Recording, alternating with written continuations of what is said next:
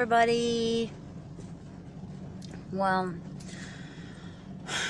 I'm just really stressed out and it's time to make a video. See, I'm having trouble making the video, which is why I haven't made a video in so long, because every time I try to talk about all this stuff that's upsetting me, I just dissociate. See, I'm starting to do it. When I get upset, my other parts want to come keep me from getting upset, and they want me to be happy, so they'll come in and try to like save me and change whatever's upsetting me, and I'll dissociate, and I'll switch parts into one that either doesn't know about whatever's upsetting me or can handle whatever's upsetting me. So, oh, that was so cool that I was able to get that out. See, this is what's good about talking about things, because then if you talk about things, then you're able to process it. So that was cool. I was able to get that thought out, and now it's out, and I can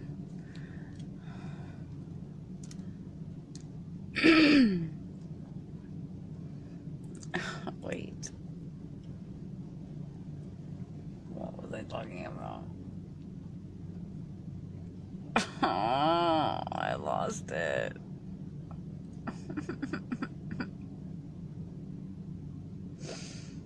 I hate it when this happens.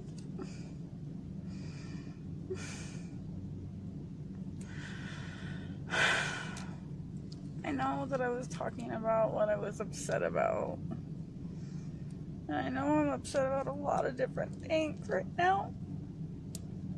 This isn't going to be a funny video, guys. I'm sorry. Thanks, Alex, for encouraging me to just get this stuff out.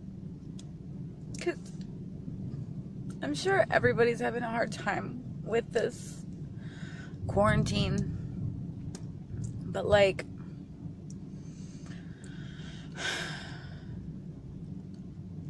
for me personally, how it's affecting me, my grandpa just died. And we weren't able to mourn as a family. And I'm not like super duper amazingly attached to my family, but I did go get medical training. I'm a nurse's aide. I went and got medical training so I could take care of my grandpa when this happened, and now I was unable to even touch him, and it was really hard. And the funeral, he's a veteran, and the funeral was really small because we had the space and less than 10 people there, and it's just all I don't understand. I'm unable to process it. And the other thing is, all my parts are processing it differently. Normally, how I deal with it in my head, in my system, in my parts, how I deal with sorrow is I help and I get out of my head. And with all of this that's going on in the world, up until just a couple days ago, I was forced to be in my head and deal with this myself. And I can't help other people through this. And that shit is hard, dude. That shit is hard. Like, feeling your own feelings for once. Whew.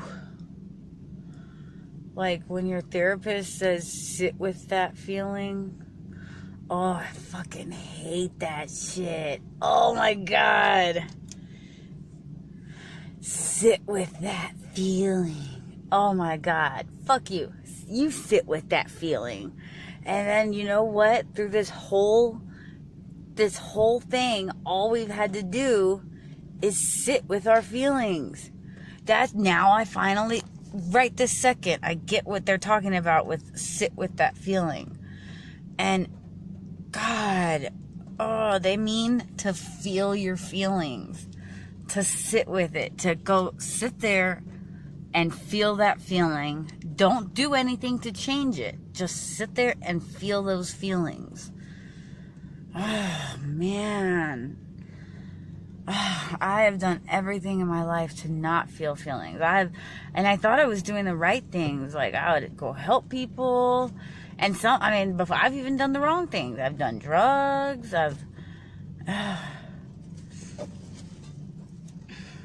But sitting with those feelings. Another thing I want to talk about is that lately I've gotten really tired of like telling people right from wrong. Like, we know, we can feel what's right and what's wrong. I'm fucking tired of it. Like, I'm so fucking tired of having to explain shit to people. Why are people so shitty? I don't get it. And then they like get mad at me for explaining regular simple shit. Like simple shit, like don't make jokes at other people's expense because it hurts their feelings. I mean, I feel like we don't have to explain that. But then when I say it to someone, they're confused about it. I'm like, I don't understand why it's so difficult for us to love each other. So I dissociated the other day when I was trying to make my video, and I meant to come back, but obviously I didn't, so I thought I would finish it now. And I'm outside. There's a few more things I just wanted to say, and mainly I just want to say, like, it's okay if we're having trouble. It's okay if all of y'all are having trouble right now. It's okay to feel weak right now. All of that's okay.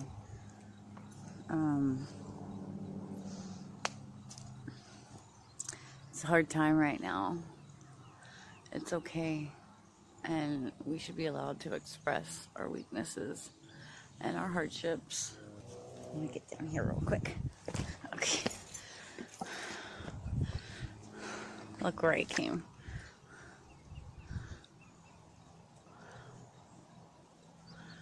This is my peace spot. This is where I go sit to have some peace and quiet.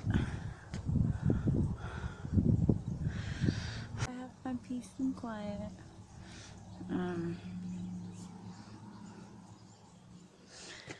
But it's okay that I'm feeling a little off. I mean, another thing I wanted to talk about too is that's bothering me is that my I'm having trouble accepting my diagnosis, my DID diagnosis. So, my therapist gave me this dissociative test, and sorry, I'm looking down because I'm really trying not to slip. I'm walking on all this rock, and I'm really trying not to slip because it's quite slippery.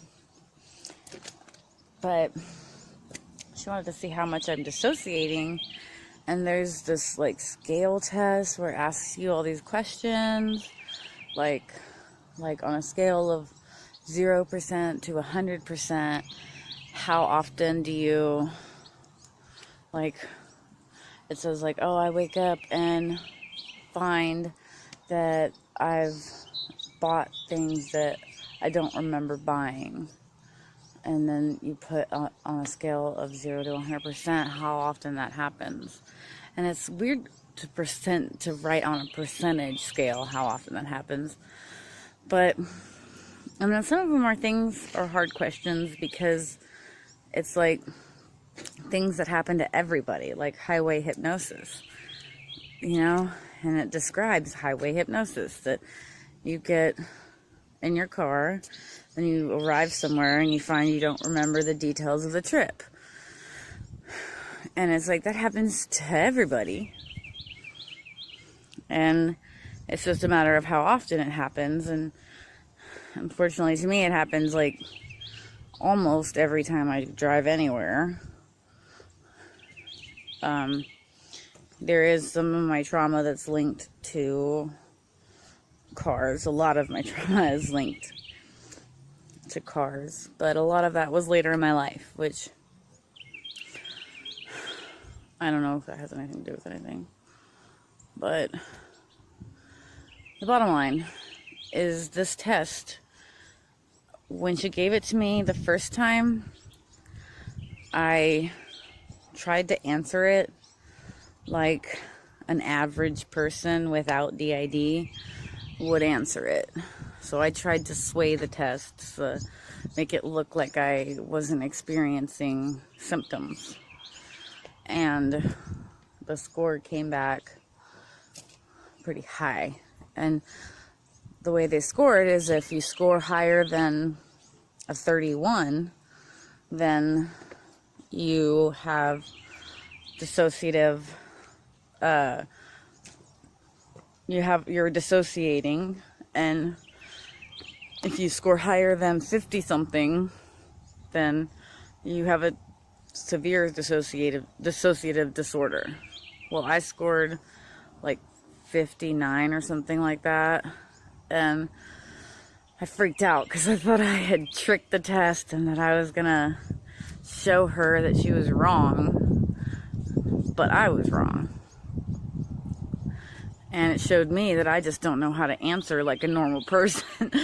Normal, like an average. I don't know how to answer like a person that doesn't experience the symptoms I have.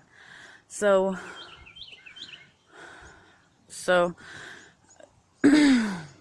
now I've been having trouble doing treatment because I just don't accept the diagnosis, because I tried to sway the test, and I'm like, well, I probably don't have it. I probably have something else because the test was inaccurate, because I didn't do it right, and da-da-da-da-da. And I even caught myself yesterday swaying the test again. I got all my numbers out at the end, and I looked at the bottom to see how she was going to calculate it. And I calculated it, and then I went through and started changing my numbers so that they would be smaller. So I didn't like how high the number was. I hope that you all know that if y'all have anyone that has a mental health problem in your life, these new diagnoses, the thing that makes it hard is that treatment is all new now. So everything I've been doing, everything I know to be true, is wrong. And I'm learning I have to accept that my lapses in memory, when I don't remember things, I'm still doing things, and that person that's doing things has different opinions and different memories and outlooks than this person you're talking to right now, or this person talking to you right now. And as hard as that might be for someone that doesn't have this disorder to wrap their head around, imagine someone in that body trying to wrap their head around it. It's mind-numbingly crushing, soul-crushing. It's a reality that I don't want for myself. And it makes me feel like maybe I was too weak to handle things properly in my head, so I had to resort to something that other people didn't have to resort to. Because everything I do, I'm constantly thinking about. I have a thought process that gets so distracted. I feel like I'm about to switch. So this is where the video is going to end up being really long. If I end up coming back again tomorrow, I'm sorry. But this is the thing. Like, everything gets all jumbled up, and I take forever to do everything because I can't get anything done. Because once I start feeling a little bit unpleasant, things get all jumbled up. And I'm working through, like, trying to make my parts experience that unpleasant, because it's okay to feel that way, okay, sometimes, because I'm not in danger anymore. I'm not in being traumatized anymore. It's okay. But my parts are still, like, under the impression that I can't feel anything, I can't handle anything unpleasant.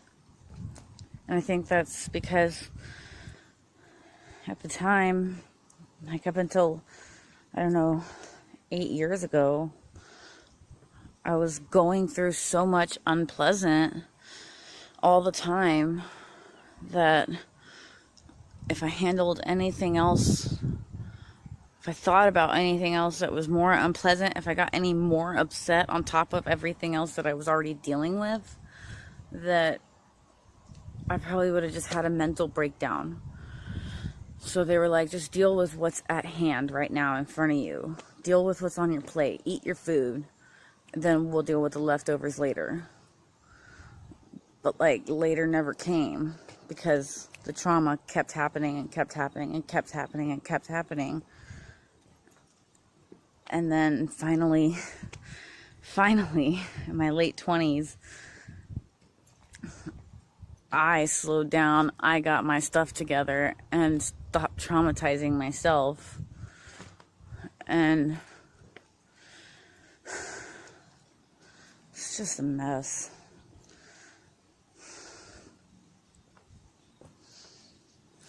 Oh, I almost died up here. Oh my God, y'all. I almost fell down there. I'm gonna go sit down. It's okay. But anyways, so I love you guys. Give me smoker lips.